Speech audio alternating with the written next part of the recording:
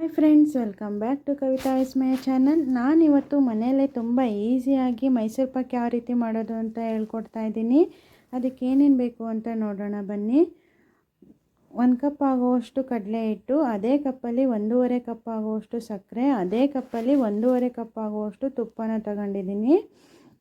ಈಗ ಒಂದು ಬಟ್ಲಿಗೆ ನಾನು ಏನು ಕಡಲೆ ಹಿಟ್ಟು ತಗೊಂಡಿದ್ದೀನಿ ಅದನ್ನು ಹಾಕ್ಕೊಂಡು ಸ್ವಲ್ಪ ತುಪ್ಪನ ಹಾಕ್ಕೊಂಡು ಚೆನ್ನಾಗಿ ಮಿಕ್ಸ್ ಮಾಡ್ಕೊಳ್ಳೋಣ.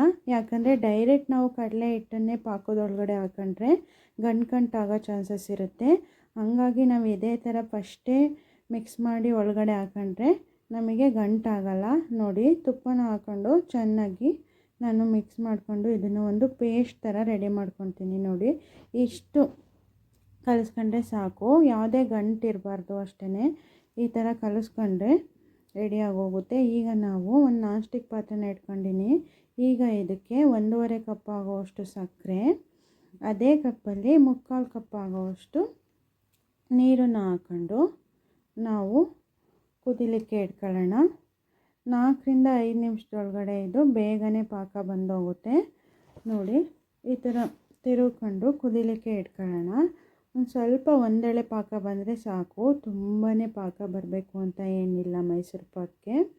ನೋಡಿ, ಇಷ್ಟು ಗಟ್ಟಿಯಾಗಿದೆ. ಇವಾಗ ನಾನು ತೋರಿಸ್ತೀನಿ ಒಂದೆಳೆ ಪಾಕ ಯಾವ ಥರ ಬಂದಿದೆ ಅಂತ. ತುಂಬ ಈಸಿಯಾಗಿ ಮಾಡ್ಕೊಬೋದು. ಪಾಕ ಬರೋದೇನು ನೀವು ತಲೆ ಕೆಡಿಸ್ಕೊಬೇಡಿ. ನೋಡಿ, ಒಂದು 4ರಿಂದ 5 ನಿಮಿಷ ಕುಸಿದ್ರೆ ಸಾಕು, ಪಾಕ ಬಂದೋಗುತ್ತೆ ಬೇಗನೆ. ನಾವು 3/4 ಕಪ್ ಅಷ್ಟೇ ನೀರು ಹಾಕಿರೋದ್ರಿಂದ. ಈಗ ನಾವು ಇದಕ್ಕೆ ಏನು ಪೇಸ್ಟ್ ಮಾಡಿ ಇಟ್ಕೊಂಡಿದ್ವಿ ಕಡಲೆ ಹಿಟ್ಟನ್ನು ಕಲಿಸ್ಕೊಂಡು ಅದನ್ನು ಇದರೊಳಗಡೆ ಹಾಕ್ಕೊಂಡು ಚೆನ್ನಾಗಿ ಒಂದು ಗಂಟಿಲ್ದೇ ಇರೋ ಥರ ಮಿಕ್ಸ್ ಮಾಡ್ಕೊಳ್ಳೋಣ. ಅಲ್ಲಿವರೆಗೂ ನಾವು ತುಪ್ಪ ಹಾಕೋದು ಬೇಡ. ಚೆನ್ನಾಗಿ ಇದನ್ನು ಪಾಕಕ್ಕೆ ಹೊಂದ್ಕೊಳ್ಳೋ ರೀತಿ ಮಿಕ್ಸ್ ಮಾಡ್ಕೊಳ್ಳೋಣ. ಇದೇ ಸಮಯದಲ್ಲಿ ನಾನು ತುಪ್ಪನ ಪಕ್ಕದ ಗ್ಯಾಸಲ್ಲಿ ಲೋ ಫ್ಲೇಮಲ್ಲಿ ಕಾಯಕ್ಕೆ ಇಟ್ಕೊಂಡಿದ್ದೀನಿ. ನೋಡಿ, ಈ ಥರ ಚೆನ್ನಾಗಿ ಮಿಕ್ಸ್ ಮಾಡಿಕೊಂಡ್ರೆ ಈ ಥರ ನಮಗೆ ಪಾಕನೂ ತುಪ್ಪನೂ ಹೊಂದ್ಕೊಂಡು ಒಂದು ಸಾಫ್ಟಾಗಿ ಒಂದು ಇದು ರೆಡಿ ಆಗುತ್ತೆ. ಈಗ ನೋಡಿ, ಒಂದೊಂದೇ ಬ್ಯಾಚ್ ತುಪ್ಪನ ನಾನು ಹಾಕ್ತಾ ಬರ್ತೀನಿ. ತುಪ್ಪನ ಹಾಕೋದು ಮಿಕ್ಸ್ ಮಾಡೋದು, ತುಪ್ಪನ ಹಾಕೋದು ಮಿಕ್ಸ್ ಮಾಡೋದು. ಇದೇ ಥರ ನಾನು ಮೈಸೂರು ಪಾಕ್ ರೆಡಿ ಆಗೋವರೆಗೂ ಬೆಂದು ಮೈಸೂರು ಪಾಕ್ ರೆಡಿ ಆಗೋವರೆಗೂ ನಾನು ಇದೇ ಥರ ಮಿಕ್ಸ್ ಮಾಡ್ತಾ ಬರ್ತೀನಿ. ನೋಡಿ, ಎಲ್ಲೂ ಕೈ ಬಿಡೋಕ್ಕೆ ಹೋಗಬೇಡಿ, ತಳ ಹಿಡಿಯೋ ಚಾನ್ಸಸ್ ಇರುತ್ತೆ. ಇದೇ ಥರ ಮಿಕ್ಸ್ ಮಾಡ್ಕೊಳ್ಳೋದು, ತುಪ್ಪನ ಹಾಕೋದು, ಇದೇ ಥರ ಮಾಡ್ತಾ ಬರಬೇಕು. ತುಪ್ಪನ ನೀವು ಜಾಸ್ತಿ ಬಿಸಿ ಮಾಡ್ಕೊಳ್ಳೋಕೆ ಹೋಗಬೇಡಿ. ತುಂಬ ಬಿಸಿ ಮಾಡ್ಕೊಬಿಟ್ರೆ ಮೈಸೂರು ಪಾಕ್ ಕಲರ್ ಚೇಂಜ್ ಆಗೋಗ್ಬಿಡುತ್ತೆ.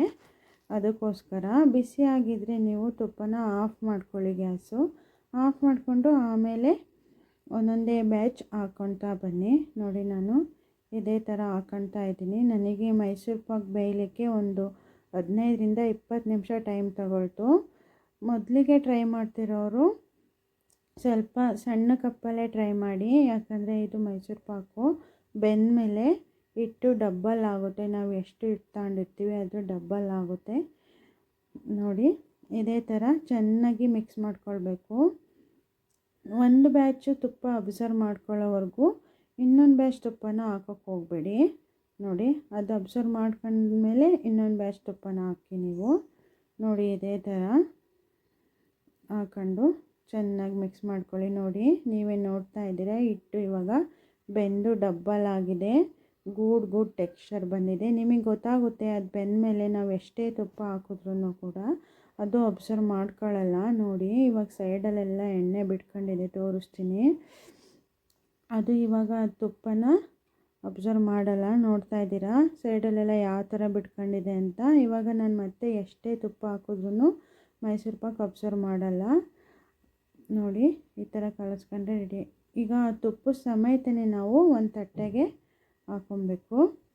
ಈಗ ನೋಡಿ, ಜಾಸ್ತಿ ಒಳಗಡೆ ಪ್ರೆಸ್ ಮಾಡೋದು ಬೇಡ, ಹಾಗೆ ತಟ್ಟೆಗೆ ಸ್ಪ್ರೆಡ್ ಮಾಡ್ಕೊಳ್ಳೋಣ.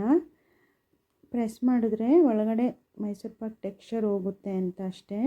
ನೋಡಿ, ಈ ಥರ ಮೇಲೇ ಹಂಗೆ ಸಾಫ್ಟ್ ಆಗೋ ಥರ ಸ್ಪ್ರೆಡ್ ಮಾಡ್ಕೊಳ್ಳೋಣ ಅಷ್ಟೇ. ಇವಾಗ ಇದನ್ನು ನಾನು ಒಂದು 10 ನಿಮಿಷ ಇಟ್ಟಿದ್ದೀನಿ. 10 ನಿಮಿಷಕ್ಕೆ ಇಷ್ಟು ಡ್ರೈ ಆಗಿದೆ. ಈಗ ನಾವು ಮೇಲೆ ಹಂಗೆ ಲೈಟಾಗಿ ಮಾರ್ಕ್ ಮಾಡ್ಕೊಳ್ಳೋಣ. ಯಾಕಂದರೆ ಫುಲ್ಲು ಮೈಸೂರು ಪಾಕ್ ತಣ್ಣಗಾದ್ಮೇಲೆ ಮಾರ್ಕ್ ಮಾಡ್ಕೊಳ್ಳೋಕೆ ಹೋದರೆ ಪೀಸಸ್ ಕಟ್ ಮಾಡ್ಕೊಳ್ಳೋಕೆ ಹೋದರೆ ಕಟ್ಟಾಗಲ್ಲ, ಪುಡಿ ಪುಡಿ ಥರ ಆಗುತ್ತೆ. ಅದರಿಂದ ನಾವು ಒಂದು 10 ನಿಮಿಷ ಆದಮೇಲೆ ಈ ಥರ ಮಾರ್ಕ್ ಮಾಡಿ ಇಟ್ಕೊಂಡ್ರೆ ಬೇಗ ಕಟ್ ಮಾಡ್ಕೋಬೋದು ನೋಡಿ.